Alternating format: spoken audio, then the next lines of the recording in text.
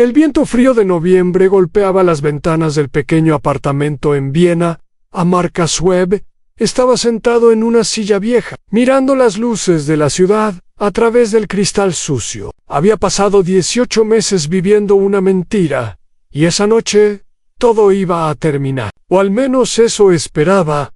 Marcus tenía 42 años. Su cabello era oscuro con algunas canas en las sienes. Sus ojos eran de un azul gris que parecía cambiar con la luz. Tenía una cicatriz pequeña sobre la ceja izquierda, recuerdo de una misión en Beirut hace 10 años. Era un hombre que había visto mucho, que había hecho cosas que no podía contar a nadie y que había aprendido a vivir con secretos que pesaban como piedras en su alma. La CIA lo había reclutado cuando tenía 25 años. Era joven entonces, idealista, lleno de sueños sobre servir a su país y hacer del mundo un lugar mejor. Ahora, después de casi 2 décadas en el servicio, esos sueños se habían convertido en algo más complicado. Había aprendido que el mundo no era blanco y negro. Había aprendido que a veces las personas buenas tenían que hacer cosas malas para proteger a otras personas buenas. Y había aprendido que el precio de esa protección era muy alto.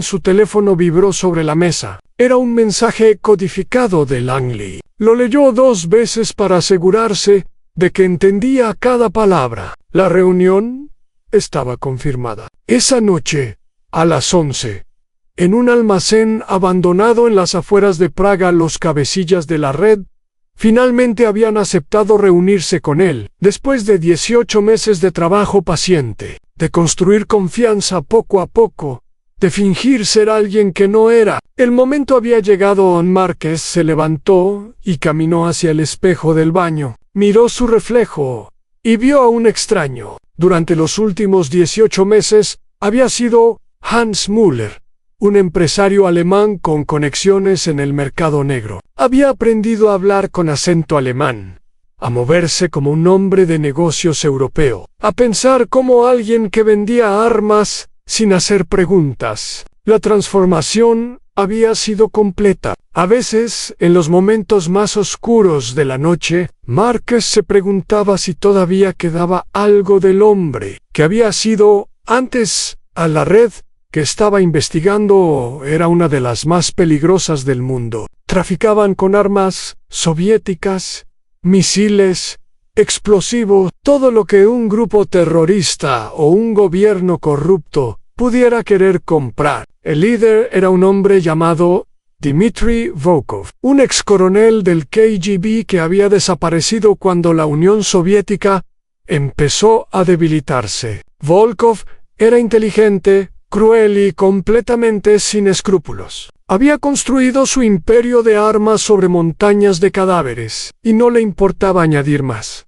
Marcus había conocido a Volkov 3 veces. Cada encuentro había sido una prueba, un examen que tenía que pasar para ganar más confianza. La primera vez, Volkov lo había hecho esperar 4 horas en un restaurante de Budapest antes de aparecer. La segunda vez, lo había llevado a ver una ejecución, para ver cómo reaccionaba. La tercera vez, le había pedido que organizara un pequeño envío de armas a un grupo rebelde en África. Marcus lo había hecho, sabiendo que esas armas causarían muertes, pero también sabiendo que era el único camino para llegar más profundo.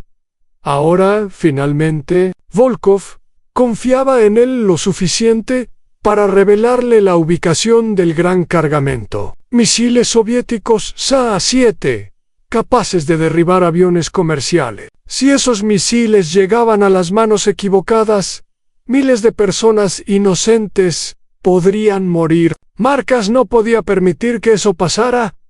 Se vistió con cuidado. Un traje oscuro, camisa blanca, corbata gris, ropa cara, pero no llamativa. El tipo de ropa que usaría un empresario exitoso pero discreto. Debajo de la camisa, pegado a su pecho con cinta adhesiva, llevaba un micrófono del tamaño de un botón. Todo lo que se dijera en esa reunión sería transmitido a un equipo de la CIA que estaría esperando a 3 calles del almacén antes de salir. Marcus abrió un cajón y sacó una fotografía vieja. Era una imagen de una mujer joven con cabello rubio y ojos verdes. Aunt Sarah, su esposa, o mejor dicho, su ex esposa, se habían divorciado hace 5 años, cuando ella ya no pudo soportar más las mentiras, las ausencias, las llamadas a medianoche que lo hacían desaparecer durante semanas. Marcus no la culpaba. Nadie debería tener que vivir así, pero todavía la amaba, y todavía guardaba su fotografía como un recordatorio de la vida normal que había sacrificado. Ann guardó la foto en su bolsillo interior y salió del apartamento. El viaje a Praga duró 4 horas. Marcus condujo un BMW negro que la agencia había proporcionado como parte de su cobertura. Las carreteras estaban casi vacías a esa hora de la noche. La luna llena iluminaba los campos cubiertos de escarcha a ambos lados del camino. Era una noche hermosa, pensó Marcus. Una noche demasiado hermosa para lo que estaba a punto de pasar. Ann llegó a las afueras de Praga a las 10:30. El almacén estaba en una zona industrial abandonada, rodeado de fábricas viejas y edificios vacíos. Era el tipo de lugar donde nadie hacía preguntas, donde nadie veía nada, donde las cosas malas podían pasar sin que nadie se enterara. Marcus estacionó el coche a 2 calles del almacén y caminó el resto del camino. Cada paso era calculado, cada movimiento era controlado. Había hecho esto muchas veces antes. Sabía cómo mantener la calma cuando su corazón quería latir más rápido. Sabía cómo parecer relajado cuando cada músculo de su cuerpo estaba tenso. Era un actor en el escenario más peligroso del mundo, y un solo error podía costarle la vida. El almacén era un edificio grande de ladrillo rojo, con ventanas rotas y un techo que parecía a punto de colapsar. Había una puerta de metal oxidado en la parte frontal. Marcus se detuvo frente a ella y respiró profundamente. Este era el momento. 18 meses de trabajo culminaban en los próximos minutos. Ann tocó la puerta 3 veces, esperó 2 segundos y tocó 2 veces más. Era la señal acordada. A la puerta se abrió lentamente. Un hombre grande con una cicatriz en la mejilla lo miró con ojos fríos. Hans Müller, dijo Marcus en alemán. El señor Volkov me espera. El hombre asintió y se hizo a un lado para dejarlo pasar. En el interior del almacén estaba oscuro, iluminado solo por unas pocas lámparas de queroseno. El aire olía a humedad y a algo más, algo metálico, que Marcus reconoció como sangre vieja. Había cajas apiladas contra las paredes, algunas abiertas mostrando su contenido en rifles, munición, granadas. Era un arsenal pequeño, probablemente una muestra de lo que la red podía ofrecer. Ann Volkov estaba sentado en el centro del almacén, detrás de una mesa de madera vieja. Tenía 60 años, pero parecía mayor. Su cabello era completamente blanco. Su cara estaba marcada por arrugas profundas, y sus ojos eran del color del hielo. Vestía un abrigo largo de lana negra y fumaba un cigarrillo con movimientos lentos y deliberados. Herr Müller, dijo Volkov, en alemán con un fuerte acento ruso. ¡Qué placer verlo de nuevo! Marcus caminó hacia la mesa, manteniendo sus manos visibles en todo momento. Había otros 4 hombres en el almacén, todos armados, todos mirándolo con la atención de depredadores, estudiando a su presa. El placer es mío, señor Volkov, respondió Marcus. Espero que podamos concluir nuestro negocio esta noche. Volkov sonrió. Era una sonrisa que no llegaba a sus ojos. Sí, creo que esta noche vamos a concluir muchas cosas. Algo en el tono de Volkov hizo que Marcus sintiera un escalofrío en la espalda. Algo estaba mal. Podía sentirlo en el aire, en la manera en que los guardias lo miraban, en la sonrisa demasiado confiada del ruso. Antes de empezar, continuó Volkov, hay algo que debo preguntarle. Por supuesto, dijo Marcus, manteniendo su voz tranquila.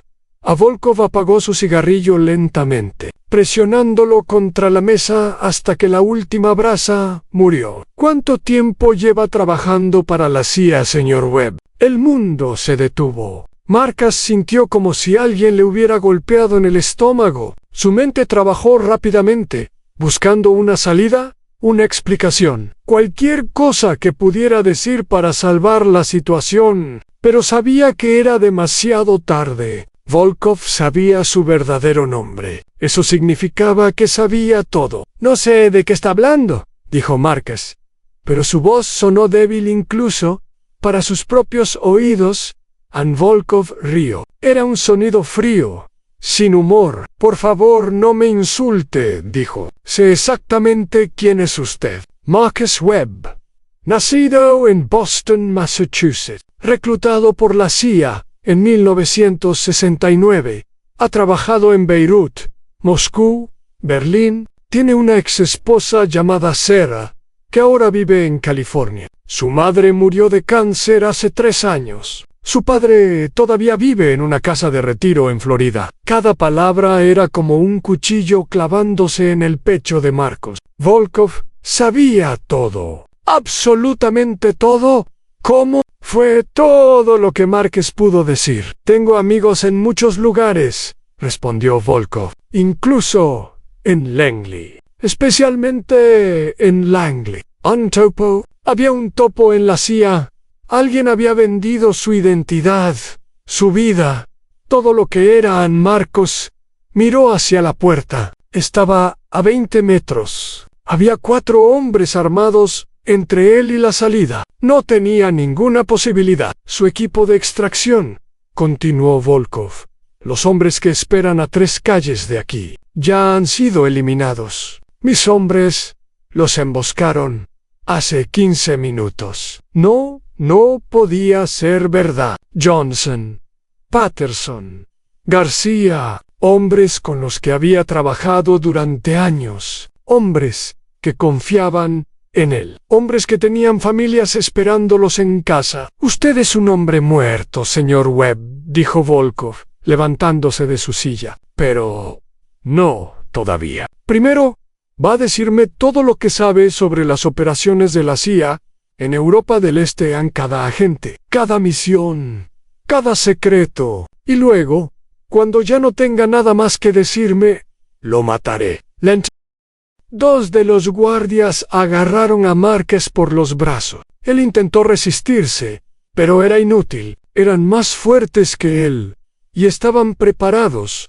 Lo llevaron hacia una puerta en la parte trasera del almacén. Detrás de esa puerta había unas escaleras que bajaban a un sótano. El sótano estaba húmedo y frío, iluminado por una sola bombilla que colgaba del techo. Había una silla de metal en el centro, con correas para sujetar los brazos y las piernas. Había manchas oscuras en el suelo de concreto, manchas que Marcus sabía que eran sangre. Lo sentaron en la silla y lo ataron con las correas. Las apretaron tanto que cortaban la circulación en sus muñecas y tobillos. Volkov bajó las escaleras lentamente, tomándose su tiempo. Detrás de él venía un hombre que Marcus no había visto antes. Era bajo y delgado, con gafas gruesas y manos que parecían las de un pianista. Llevaba un maletín de cuero negro. «Este es el doctor Kravchenko», dijo Volkov. «Es un especialista en persuasión. Estoy seguro de que van a tener una conversación muy productiva». El doctor Kravchenko abrió su maletín. Dentro había instrumentos que Marcus no quería mirar demasiado de cerca. Agujas, pinzas, cuchillos pequeños, frascos con líquidos de colores diferentes. «Empezaremos con algo simple», dijo Kravchenko con una voz suave y educada, como si estuviera hablando del clima. «¿Cuántos agentes de la CIA operan actualmente en Checoslovaquia?» Marcus cerró los ojos. Pensó en Sarah, en su sonrisa, en la manera en que el sol brillaba en su cabello rubio. Pensó en su padre, solo en esa casa de retiro, esperando una llamada que nunca llegaría. Pensó en los hombres que habían muerto esa noche, tratando de salvarlo. «Váyase al infierno», dijo Marcus. Kravchenko suspiró, como si estuviera decepcionado por la respuesta. «Como quiera», dijo. Tenemos mucho tiempo. Lo que siguió fueron las horas más largas de la vida de Marcus Webb. El dolor era indescriptible. Kravchenko era un experto en su trabajo. Sabía exactamente cómo causar el máximo sufrimiento sin matar a su víctima. Cada vez que Marcus creía que no podía soportar más, Kravchenko encontraba una nueva manera de demostrarle que estaba equivocado.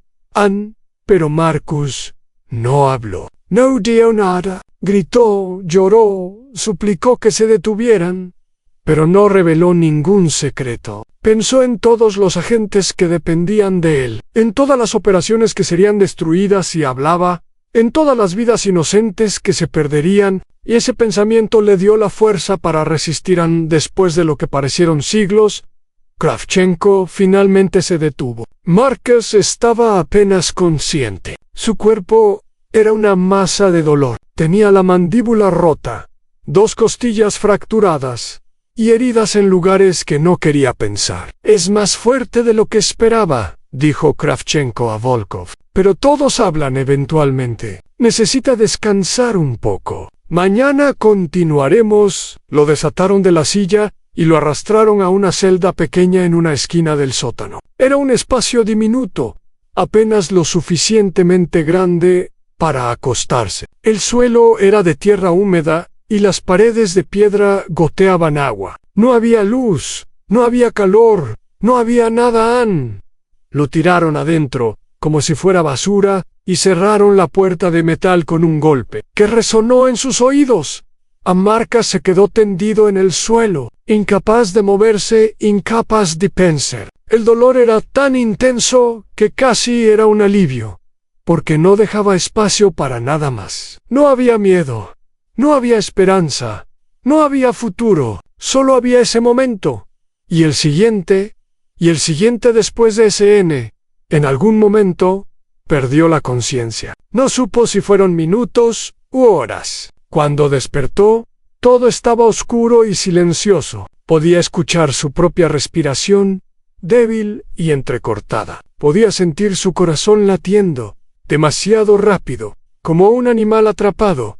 Estaba solo, completamente solo. Su equipo estaba muerto. La CIA probablemente ya lo había dado por perdido. Nadie vendría a salvarlo. Nadie sabía dónde estaba. Iba a morir en ese sótano, después de que Kravchenko le sacara todos sus secretos. Y su cuerpo nunca sería encontrado.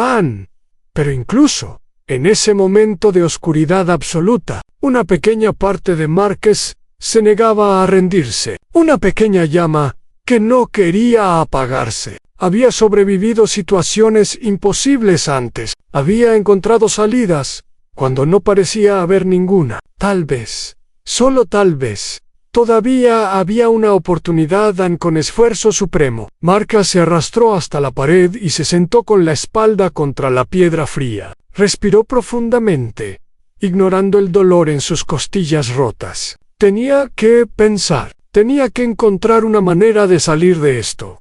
El primer paso era sobrevivir, el segundo paso era escapar, y el tercer paso era hacer pagar a Volkov por todo lo que había hecho. Marcus cerró los ojos y empezó a planear. Los días siguientes fueron una pesadilla sin fin. Cada mañana, los guardias venían a buscar a Marcus y lo llevaban de vuelta a la silla de metal. Cada mañana, el doctor Kravchenko lo esperaba con su maletín de cuero negro y sus preguntas interminables. «¡Guay, caramanana!». Marcus resistía, negándose a revelar nada, aferrándose a su silencio, como si fuera lo único que le quedaba, porque era lo único que le quedaba. Kravchenko era paciente. Nunca se enojaba, nunca perdía la calma. Trabajaba con la precisión de un científico probando diferentes técnicas, observando las reacciones de Marcus, ajustando sus métodos. Para él, Marcus no era una persona, era un problema que resolver, un rompecabezas que desarmar.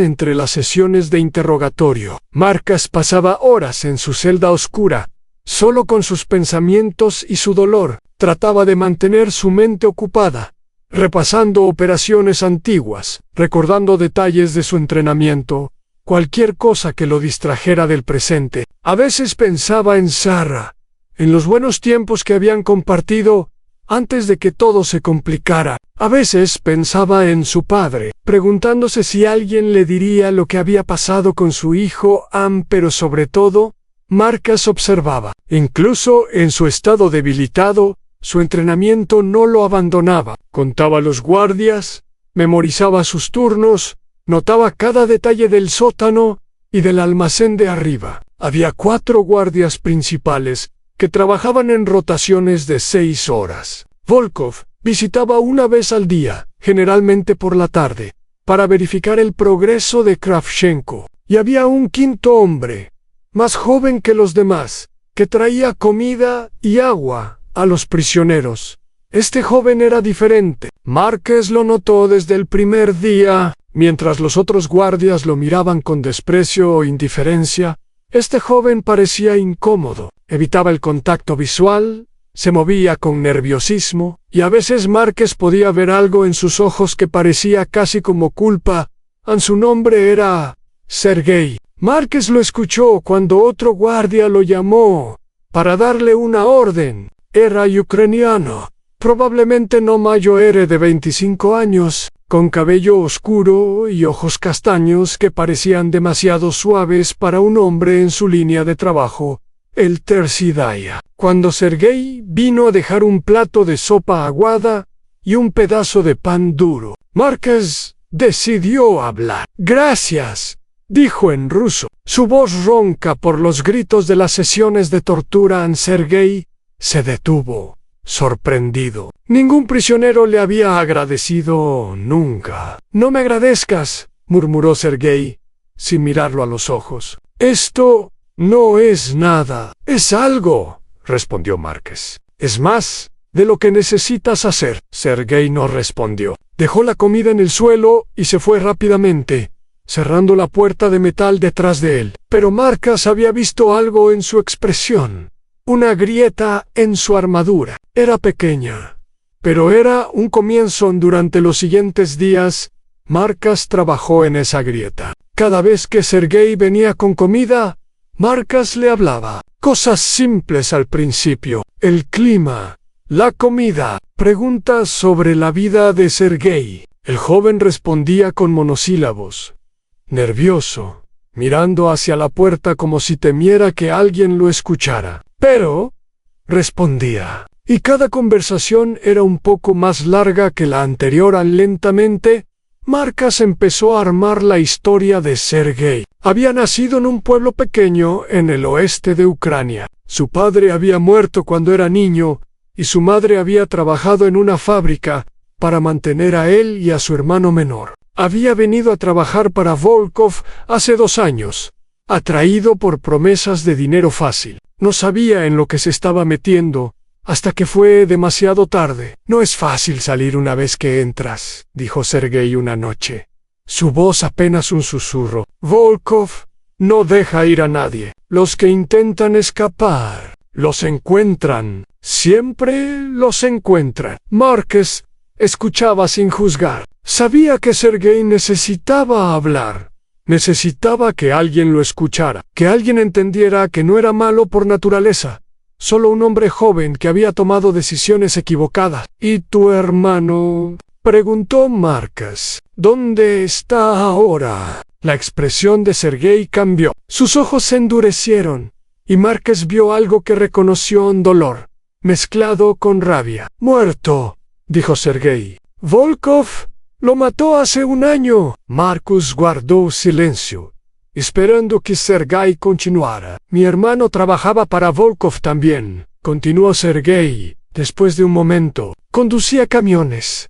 Llevaba cargamentos de un lugar a otro. Pero un día, uno de los cargamentos desapareció. No fue culpa de mi hermano. Fueron los hombres que lo escoltaban los que lo vendieron a otro grupo. Pero Volkov no le importó. Necesitaba castigar a alguien, dar un ejemplo, así que eligió a mi hermano». Sergei se detuvo respirando profundamente. «Lo encontré 3 días después», dijo, «en un callejón en Kiev. Lo habían torturado. ¿Cómo hacen contigo? Pero él no tenía ningún secreto que contar. Lo hicieron sufrir solo porque podían. Márquez sintió una oleada de compasión por el joven. También sintió algo más en esperanza. Sergei odiaba a Volkov. Ese odio podía ser la llave de su escape. Lo siento, dijo Márquez. Sé lo que es perder a alguien así. Sergei lo miró directamente por primera vez.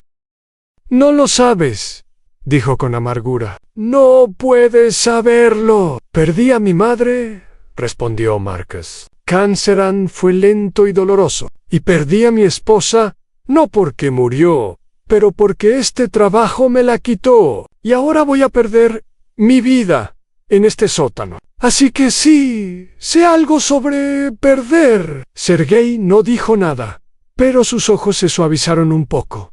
¿Por qué me cuentas esto?, preguntó finalmente. Porque creo que eres diferente a los demás, dijo Márquez. Creo que no quieres estar aquí, que no quieres ser parte de esto, y creo que si tuvieras la oportunidad de hacer algo diferente, la tomarías. En Sergei sacudió la cabeza. No hay oportunidad, dijo. No hay escape. No para mí, no para ti, no para nadie. Siempre hay una oportunidad, respondió Márquez. A veces solo necesitas a alguien que te ayude a verla. Esa noche, después de que Sergei se fue, Márquez se permitió sentir un poco de optimismo. Era arriesgado lo que estaba haciendo. Si Sergei decidía contarle a Volkov sobre sus conversaciones, las cosas se pondrían mucho peor. Pero Márquez no tenía otras opciones. Estaba débil, estaba herido, y cada día que pasaba era un día menos que le quedaba antes de que Kravchenko finalmente lo quebrara. Tenía que intentar algo al día siguiente. Las sesiones de interrogatorio continuaron. Kravchenko había cambiado su enfoque, usando métodos más psicológicos ahora. Le mostraba fotografías de agentes de la CIA que había identificado, preguntándole sobre cada uno. Le decía que sus colegas ya lo habían dado por muerto, que nadie iba a venir a salvarlo, que su sufrimiento no tenía sentido. Le prometía que todo terminaría si solo cooperaba, si solo le daba algo, cualquier cosa a Márquez. Resistía, no porque no le doliera, porque le dolía terriblemente. Resistía porque sabía que en el momento en que empezara a hablar, no podría detenerse. Kravchenko era demasiado bueno en su trabajo. Una vez que Márquez abriera esa puerta, el doctor entraría y sacaría todo lo que había dentro. «Eres impresionante», le dijo Kravchenko, después de una sesión particularmente brutal. «En 20 años de hacer este trabajo, nunca he conocido a alguien tan resistente. Pero todos tienen un punto de quiebre, señor Webb. El tuyo está cerca. Puedo sentirlo». Marcus no respondió. No tenía fuerzas para responder esa noche. Cuando Sergei vino con la comida, Márquez notó algo diferente en él. El joven parecía nervioso, más de lo habitual. Sus manos temblaban mientras dejaba el plato en el suelo. «¿Qué pasa?», preguntó Márquez. Sergei miró hacia la puerta cerrada. Cuando habló, su voz era tan baja que Márquez apenas podía escucharlo. «He estado pensando en lo que dijiste», susurró Sergei, «sobre las oportunidades, sobre hacer algo diferente». Márquez se incorporó lentamente, ignorando el dolor en todo su cuerpo. «Y hay algo que no te he dicho», continuó Sergei, «algo que podría cambiar las cosas». «¿Qué es?». Sergei tragó saliva. En la oficina de Volkov, en el piso de arriba, hay una caja fuerte. Dentro de esa caja fuerte hay documentos. Muchos documentos. Listas de compradores, cuentas bancarias, nombres de contactos en gobiernos de todo el mundo. Todo lo que necesitarías para destruir su organización. Márquez sintió que su corazón empezaba a latir más rápido. «¿Cómo sabes esto?». «Porque yo ayudé a ponerlos ahí», dijo Sergei. «Volkov me usa para tareas pequeñas, cosas que considera sin importancia. Limpiar su oficina, organizar sus papeles. No sabe que leo todo lo que toco». Márquez estudió el rostro de Sergei. buscando señales de engaño, pero solo vio miedo. Y debajo del miedo, algo que se parecía a la esperanza. ¿Por qué me dices esto? Porque quiero que Volkov pague por lo que le hizo a mi hermano, respondió Sergei. Y porque tú eres el único que puede hacerlo. Si te ayudo a escapar, si te ayudo a conseguir esos documentos, ¿me llevarás contigo? ¿Me ayudarás a desaparecer? Era una petición desesperada, y Marcas sabía que Sergei estaba poniendo su vida en sus manos. Si Marcas decía que sí y luego lo traicionaba, Sergei moriría. Si Marcas decía que no, probablemente los dos morirían de todas formas. Sí, dijo Marcas. Te lo prometo. Te ayudaré a empezar una nueva vida. Pero tienes que confiar en mí completamente. ¿Puedes hacer eso? Sergei asintió lentamente. Entonces, necesito que me escuches con cuidado, dijo Marcas. Esto es lo que vamos a hacer. Durante la siguiente hora, Marcas le explicó su plan a Sergei. Era simple porque tenía que serlo. Marcas estaba demasiado débil para cualquier cosa complicada, pero a veces los planes simples eran los mejores. El plan era el siguiente. Sergei le conseguiría una navaja pequeña, algo que Marcas pudiera esconder y usar para liberarse de las ataduras cuando llegara el momento. Luego, en 3 días, cuando Sergei tuviera el turno de noche, dejaría la puerta de la celda sin cerrar con llave. Marcas se arrastraría hasta la oficina de Volkov, abriría la caja fuerte con la combinación que Sergei le proporcionaría, tomaría los documentos y escaparía por la puerta trasera del almacén que Sergei también dejaría abierta. Sergei lo estaría esperando afuera con un coche. Era arriesgado. Había muchas cosas que podían salir mal, pero era la única oportunidad que tenían. ¿Por qué 3 días? Preguntó Sergei. Porque necesito tiempo para recuperar algo de fuerza, respondió Marcas. Y porque en 3 días será sábado por la noche. Según lo que he observado, los guardias beben los sábados. Estarán menos alerta. Sergei asintió. Era un buen razonamiento. Hay una cosa más, dijo Marcas. Necesito saber la combinación de la caja fuerte. Es 17 menos 04 menos 53, dijo Sergei. El cumpleaños de la madre de Volkov. Lo vi marcar una vez cuando pensaba que nadie lo estaba mirando. Marcas repitió los números en su mente, grabándolos en su memoria. Pin, tío. Entonces, ¿tenemos un plan? Sergei se levantó para irse, pero se detuvo en la puerta. Chris, ¿qué funcionará? Preguntó Marcas. Lo miró a los ojos. Tiene que funcionar, dijo. No tenemos otra opción. Los siguientes 3 días fueron los más largos de la vida de Marcos. Las sesiones con Kravchenko continuaron, cada una más difícil que la anterior. El doctor estaba empezando a perder la paciencia, y cuando perdía la paciencia, se volvía más cruel. Marcos tenía nuevas heridas cada día, nuevos dolores que añadir a los viejos, pero sabía que el fin estaba cerca, de una manera u otra, y ese conocimiento le daba fuerzas para resistir. Sergei cumplió su parte. El segundo día, cuando trajo la comida, deslizó una navaja pequeña debajo del plato de sopa. Era apenas más grande que un dedo, con una hoja afilada que brillaba débilmente en la oscuridad. Marcas la escondió en una grieta de la pared de piedra, donde nadie la encontraría. La noche del tercer día llegó finalmente. Marcas estaba acostado en el suelo de su celda, fingiendo dormir, escuchando. Podía oír las voces de los guardias arriba, más fuertes y alegres de lo habitual. Sergei tenía razón sobre el alcohol en la medianoche. Escuchó pasos que bajaban las escaleras. Era Sergei. El joven se detuvo frente a la puerta de la celda. Es hora, susurró Marcas. Escuchó el sonido del cerrojo abriéndose. La puerta se abrió lentamente, dejando entrar un rayo de luz del pasillo. La puerta trasera está abierta, dijo Sergei. Los guardias están borrachos. Volkov se fue hace 1 hora.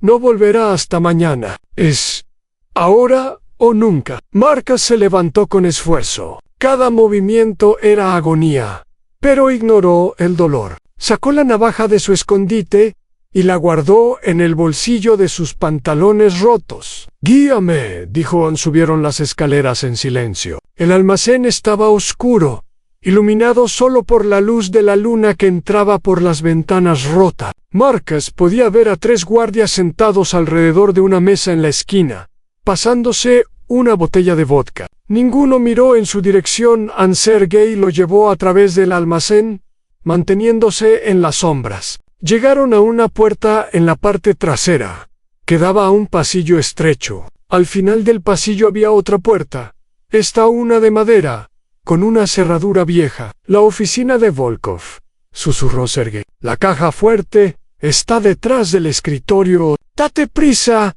no tenemos mucho tiempo». Marcus asintió y entró en la oficina. Era una habitación pequeña pero bien amueblada, con un escritorio de caoba, sillas de cuero y estantes llenos de libros. Había una fotografía en el escritorio, una imagen de Volkov más joven, con una mujer que probablemente era su madre. La ironía no se le escapó a Marcus.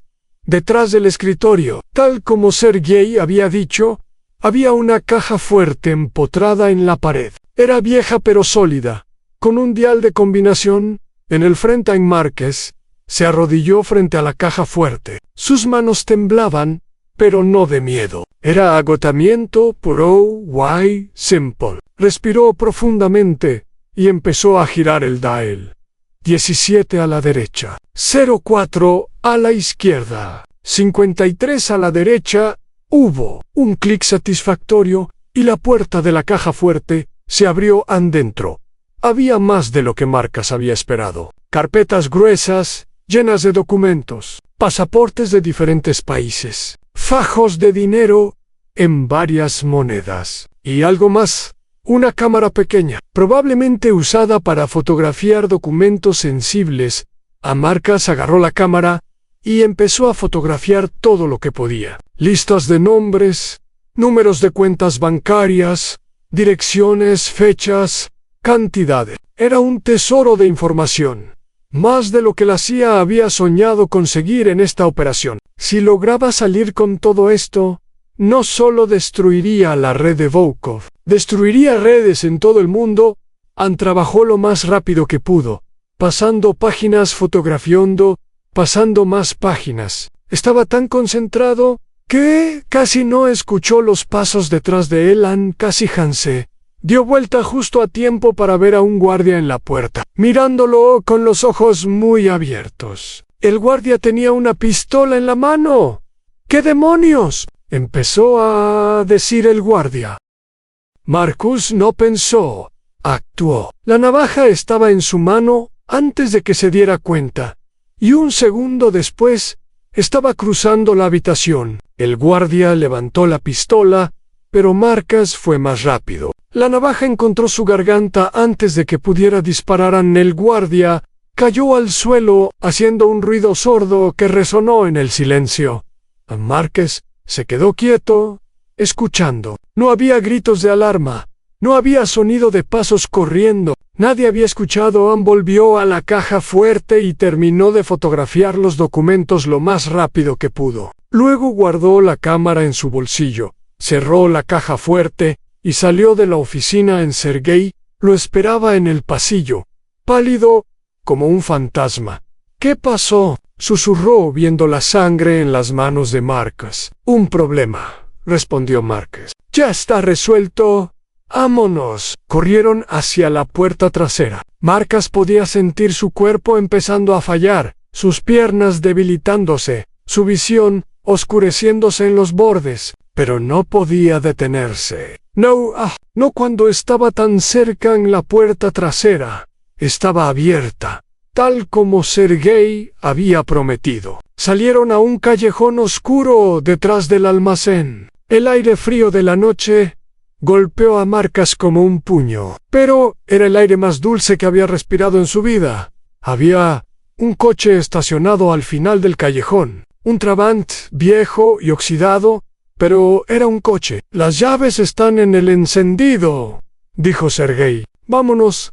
antes de que alguien se dé cuenta. Corrieron hacia el coche. Márquez se subió al asiento del pasajero, mientras Sergei se ponía al volante. El motor tosió una vez, 2 veces, y luego rugió a la vida. Sergei pisó el acelerador y el coche salió disparado del callejón. Márquez miró hacia atrás. El almacén se hacía cada vez más pequeño en la distancia. No había señales de persecución. Todavía no lo habían logrado. Contra todas las probabilidades, lo habían logrado. Márquez cerró los ojos y se permitió respirar. Pero sabía que esto no había terminado. Tenía los documentos, tenía su libertad, pero también tenía un trabajo que completar. Volkov todavía estaba libre, el topo en la CIA todavía estaba sin descubrir, y había muchas personas que necesitaban responder por lo que había pasado.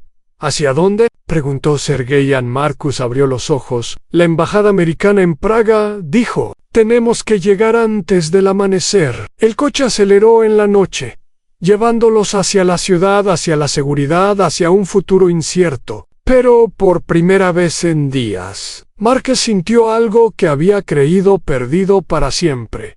Esperanza en él. Trabant viejo temblaba mientras atravesaba las calles vacías de Praga.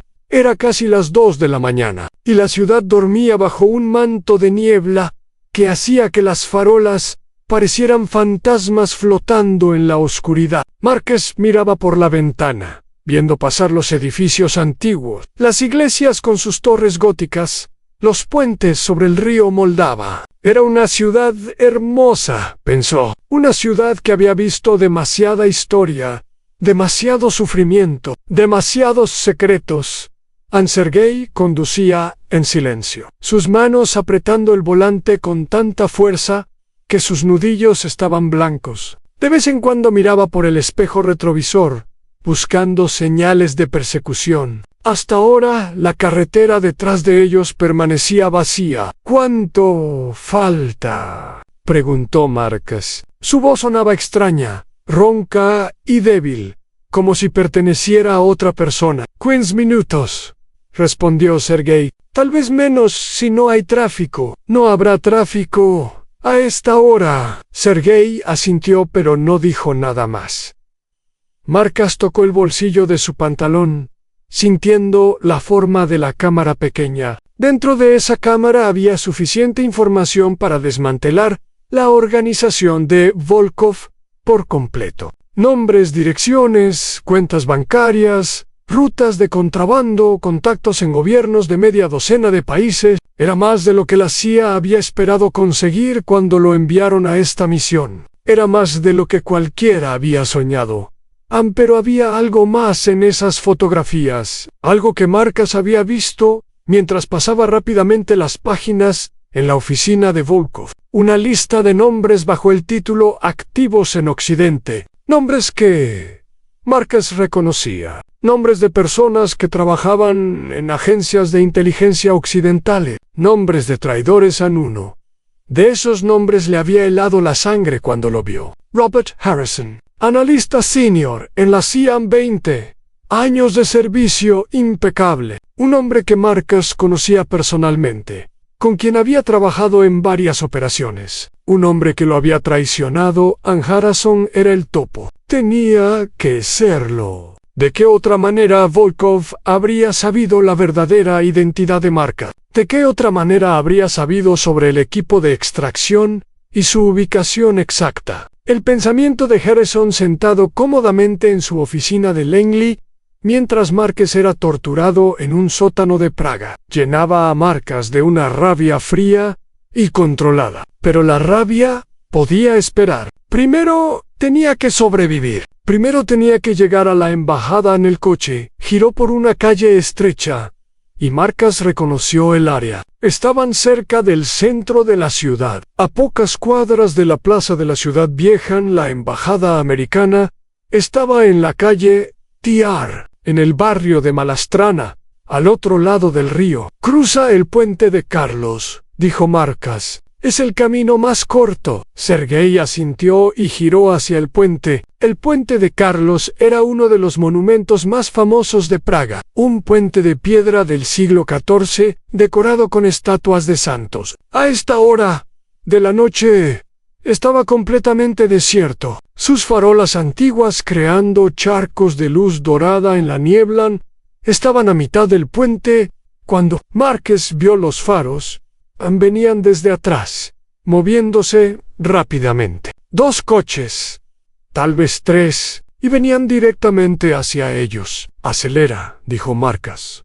Sergei pisó el acelerador hasta el fondo. El Trabant rugió protestando, su motor viejo esforzándose por dar más velocidad. Pero era un coche diseñado para la economía, no para la velocidad. Los coches detrás de ellos se acercaban rápidamente. «¿Cómo nos encontraron?», preguntó Sergei, su voz llena de pánico. «No lo sé», respondió Márquez, «pero tenía una sospecha. Si Harrison era el topo, podría haber alertado a Volkov sobre la ubicación de la embajada. Volkov habría sabido que era el lugar más probable donde Márquez intentaría llegar».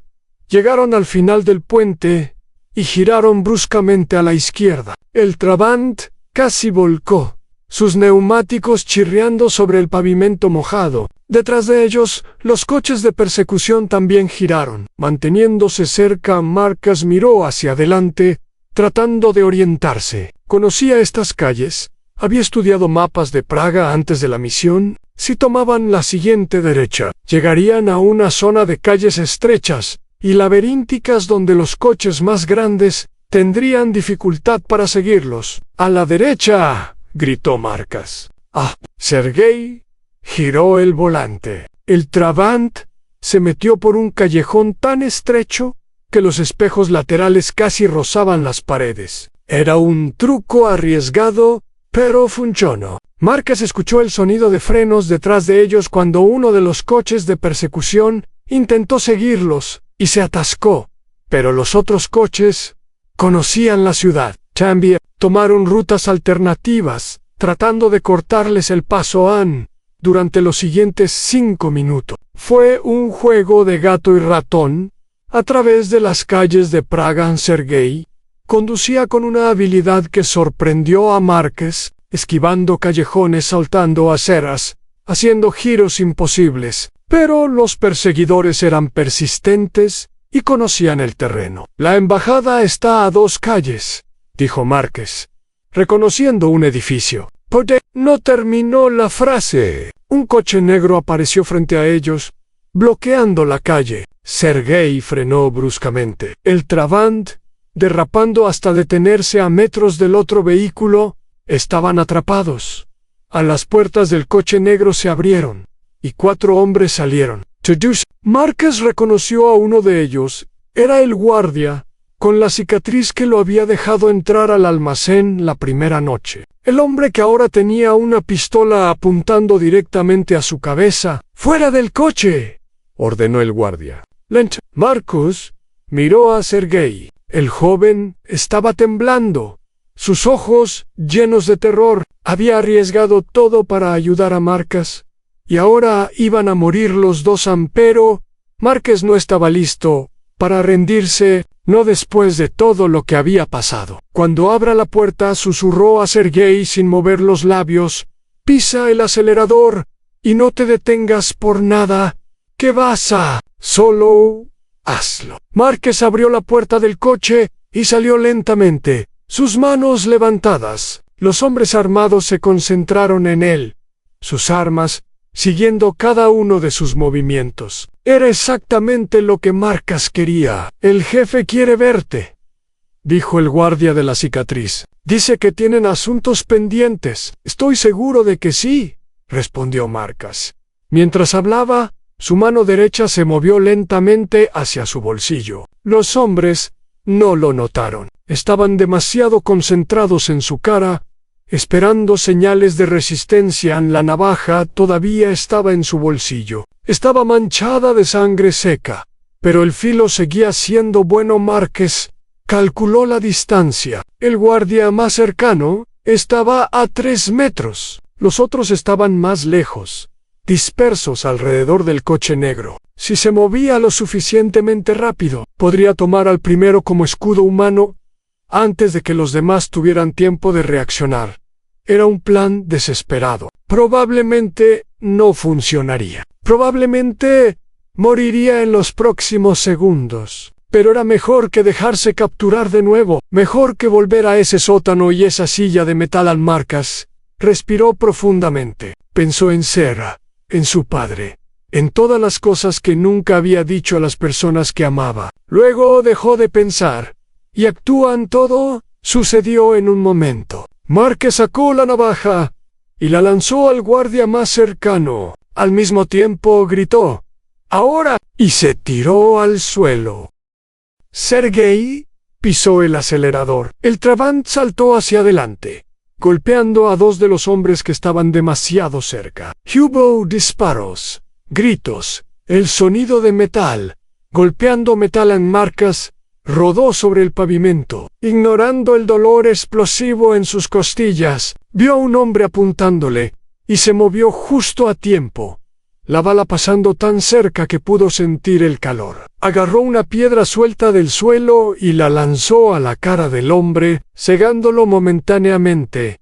El Trabant giró bruscamente, y se detuvo junto a Marcus. La puerta del pasajero se abrió. ¡Sube!, gritó Sergei. Marcus se levantó y saltó al coche. Antes de que pudiera cerrar la puerta, Sergei ya estaba acelerando. Más disparos sonaron detrás de ellos, las balas golpeando la carrocería del coche, pero ninguna penetró el interior. 30 segundos después, llegaron a la embajada americana en el edificio. Era una estructura elegante de estilo barroco, rodeada por una cerca de hierro, con la bandera americana ondeando en el techo. Había 2 marines de guardia en la puerta, sus uniformes impecables, incluso a las 3 de la mañana. Marcus saltó del coche antes de que se detuviera completamente. «¡Soy Marcus Webb!», gritó a los marines, mostrando sus manos vacías. «Agente de la CIA a identificación 7-4-9-2. Alfa, necesito hablar con el jefe de estación inmediatamente. Es una emergencia». Los marines intercambiaron una mirada. Uno de ellos habló por su radio mientras el otro mantenía su arma apuntada a Marcus. «Señor, necesito que se quede donde está», dijo el marín con la radio. «Vamos a verificar su identidad». Marcus asintió. Ann podía esperar. Estaba dentro de territorio americano ahora. Estaba a salvo. Miró hacia atrás y vio los coches de persecución detenerse a una cuadra de distancia. Los hombres de Volkov no se atreverían a atacar la embajada. Sabían que eso significaría una guerra que no podían ganar. Sergei seguía en el Trabant, sus manos todavía en el volante, mirando todo con ojos enormes. Anshal del coche, ladillo Marcus. «Estás conmigo. Te van a proteger». Sergei obedeció, moviéndose lentamente, todavía en shock por todo lo que había pasado en los últimos minutos. 15 minutos después, Marcus estaba sentado en una oficina dentro de la embajada, con una manta sobre los hombros y una taza de café caliente en las manos. Un médico estaba examinando sus heridas, sacudiendo la cabeza con desaprobación ante cada nuevo corte y moretón que descubría. El jefe de estación de la CIA en Praga, un hombre llamado David Foster, estaba sentado frente a él. Foster tenía 50 años, cabello gris, y una expresión que oscilaba entre el alivio y la incredulidad. «Pensábamos que estabas muerto», dijo Foster. «Cuando tu equipo de extracción fue emboscado y no hubo señales de ti, asumimos lo peor». «Casi lo estuve», respondió Marcus. «Volkov me tuvo durante 5 días. Tortura, interrogatorios, todo el paquete, pero no les dije nada». Foster asintió lentamente. «¿Cómo escapaste?» Marcus le contó todo. Sergei, la navaja, los documentos, la huida. Cuando terminó, sacó la cámara de su bolsillo y la puso sobre la mesa. «Todo está aquí», dijo. «Toda la red de Volkov, compradores, vendedores, rutas, cuentas bancarias y algo más. ¿Qué? Márquez respiró profundamente. Hay una lista de topos. Agentes infiltrados en agencias occidentales que trabajan para Volkov. Uno de ellos es Robert Harrison. Foster se quedó inmóvil. ¿Harrison? ¿Estás seguro? Su nombre está en la lista. Y es la única explicación de cómo Volkov conocía mi verdadera identidad y la ubicación exacta de mi equipo de extracción. Foster se levantó y caminó hacia la ventana. Podía ver las primeras luces del amanecer empezando a aparecer sobre los tejados de Praga. Si esto es verdad, dijo lentamente, es una de las mayores brechas de seguridad en la historia de la agencia. Es verdad, respondió Márquez. Y necesitamos actuar rápidamente. Harrison no sabe que escape. Podemos atraparlo antes de que se dé cuenta de que está comprometido. Foster se dio vuelta. Voy a contactar a Langley inmediatamente. Mientras tanto, tú y tu amigo ucraniano se quedan aquí. El médico va a tratarte. Y mañana organizaremos un vuelo a Washington. No mañana, dijo Márquez. Esta noche. ¿Qué pasa? Le da a Harrison más tiempo para destruir evidencia o escapar. Foster estudió su cara durante un largo momento. Estás medio muerto, dijo. Has sido torturado durante días. ¿Y quieres subirte a un avión esta noche? Quiero atrapar al hijo de perra que me vendió a Volkov, respondió Márquez. Lo demás puede esperar. Foster casi sonrió. Siempre supe que eras terco, dijo. Pero esto es impresionante incluso para ti. Eso es un sí. Es un voy a ver qué puedo hacer. Mientras Foster salía de la oficina para hacer llamadas, Márquez cerró los ojos. El agotamiento lo golpeaba como una ola, amenazando con arrastrarlo hacia la inconsciencia, pero no podía dormir todavía. Todavía había demasiado por hacer. Pensó en los hombres de su equipo de extracción. Johnson, Patterson, García. Hombres buenos, agentes competentes que habían muerto porque alguien en Langley los había traicionado. Sus familias merecían saber la verdad. Merecían justicia y Márquez iba a dársela.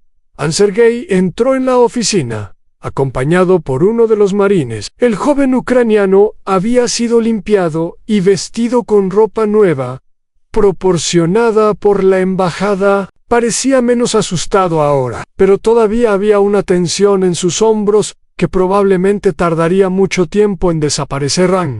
Me dijeron que puedo quedarme aquí, dijo Sergei. Que van a ayudarme, sí, respondió Márquez. Cumplí mi promesa. La CIA te dará una nueva identidad, un lugar seguro para vivir, todo lo que necesitas para empezar de nuevo. Sergei se sentó en una silla frente a él. ¿Y tú? ¿Qué vas a hacer? Voy a terminar lo que empecé, dijo Márquez. Hay personas que necesitan responder por lo que hicieron, y voy a asegurarme de que lo hagan. ¿Puedo ayudar? Márquez negó con la cabeza. Ya ayudaste suficiente. Sin ti estaría muerto en ese sótano. Lo que hiciste requirió más valor del que la mayoría de las personas tienen en toda su vida. Ahora te toca vivir tu vida, ser libre de Volkov y todo lo que representan. Sergei lo miró durante un largo momento. Gracias, dijo finalmente, por todo. Gracias a ti, respondió Márquez. Se estrecharon las manos, y Márquez sintió una conexión con el joven que no había esperado. Habían sido extraños hace una semana, ahora eran algo más. No exactamente amigos, pero tampoco solo conocidos. Eran sobrevivientes juntos, unidos por una experiencia que ninguno de los dos olvidaría jamás. En esa noche, Márquez abordó un avión militar con destino a Washington. El médico de la embajada había protestado, diciendo que necesitaba al menos una semana de descanso antes de viajar, pero Márquez había insistido, y Foster había conseguido la autorización de Langley.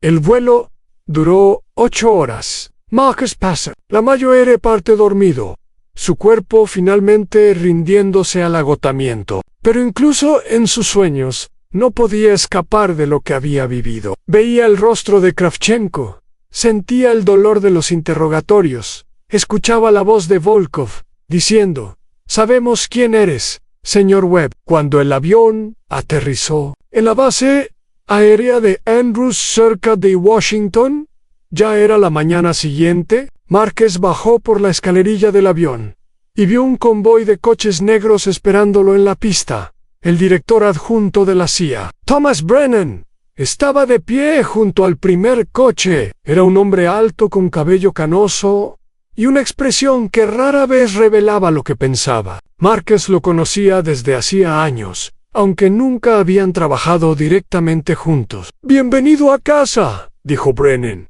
mientras Márquez se acercaba.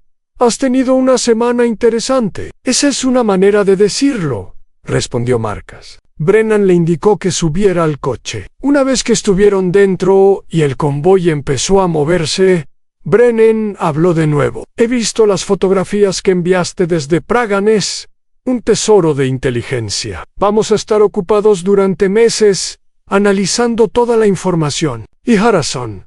Brennan lo miró con una expresión impenetrable. «Robert Harrison fue arrestado hace 4 horas. Está en una celda de detención en Langley mientras hablamos. Cuando tu mensaje llegó desde Praga, actuamos inmediatamente. No tuvo tiempo de destruir nada ni de huir». Márquez sintió una oleada de satisfacción.